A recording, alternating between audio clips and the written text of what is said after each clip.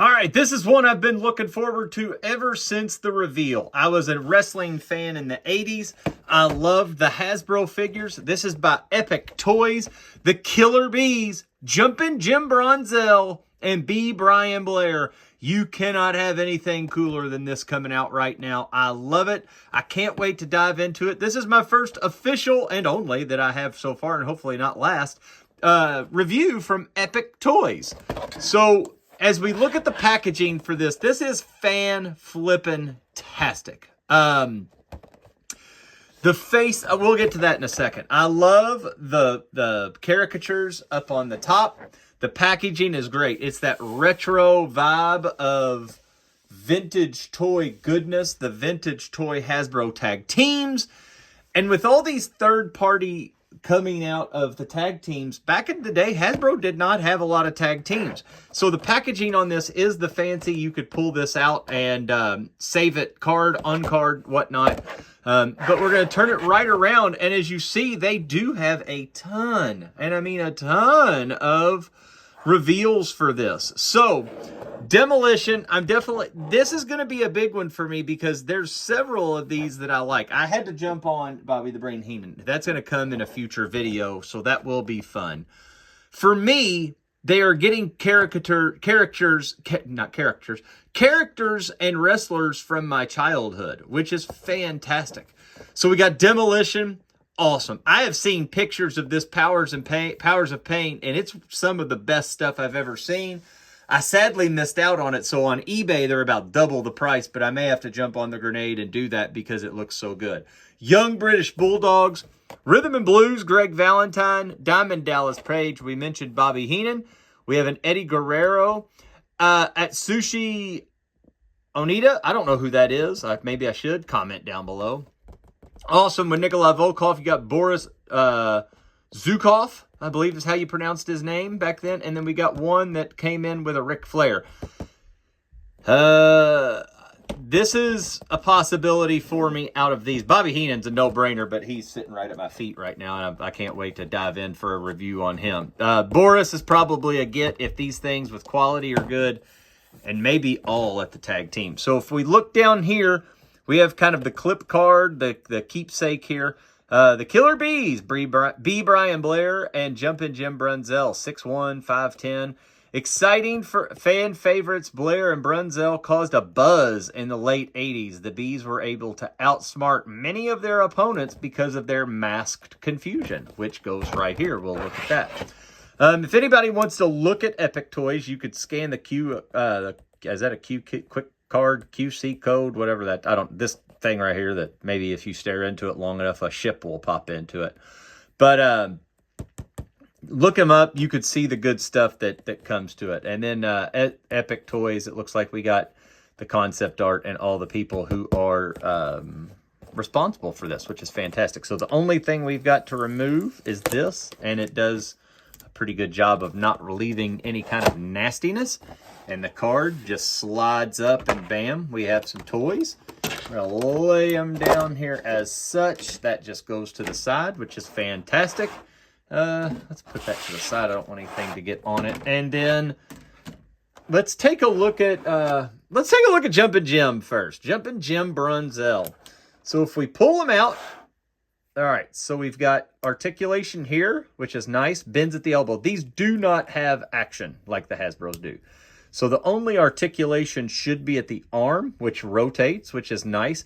I do love the fact that they made him not so, like, jacked up, because he wasn't jacked up. He was a very kind of high flyer tall guy. He was the shorter of the two, if I remember correctly. Well, I can tell you because it's on the back of the card. Yeah, he's 5'10", so he was the high flyer of them, and wasn't jacked. He wasn't in all that of Hogan style and all that. So I've got over here for a future video coming up, I've got a vintage Razor, and I'm going to pick him because he kind of has the same, well, he doesn't have kind of the same, he has the same thing. So if we put them up kind of side by side here, they're looking a little taller than Razor, but they do fit in. I mean, those sitting on the shelf just as such, those look like they fit, and they came right off of Hasbro's, which is fantastic. All right, Razor's got to get out of here. So the one thing they did come with, and this was a game changer for me, because if it was just the Killer Bees, I probably wouldn't have went for it. But to have the masks, these were so often used in wrestling matches. It was a cool gimmick. Now let's see how hard this looks, as if this is going to be a terrible way of getting this on there.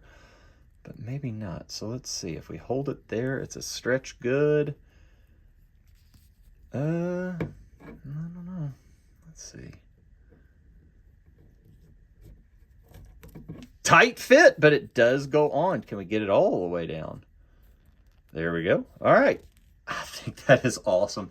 That is fantastic. A little hard to get on, but it is tight to where if you shake it, it's not coming off. It's not a hard plastic. That is a soft good.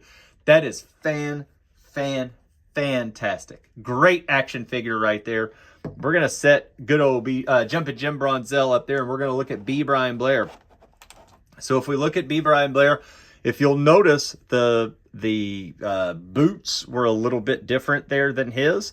He's got a little tape wrapped around. He's got, instead of white tape, he has the Killer Bee tape around his. So that's a nice little touch. They do have the Killer Bee panties on, which is kind of fun. What a flowing lock of hair that is right there. Just look at that gloriousness.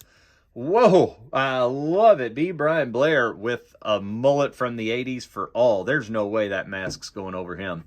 That face mold really does look like him, though. That is a very, very good toy and a very good, just fantastic looking example from him. I don't know.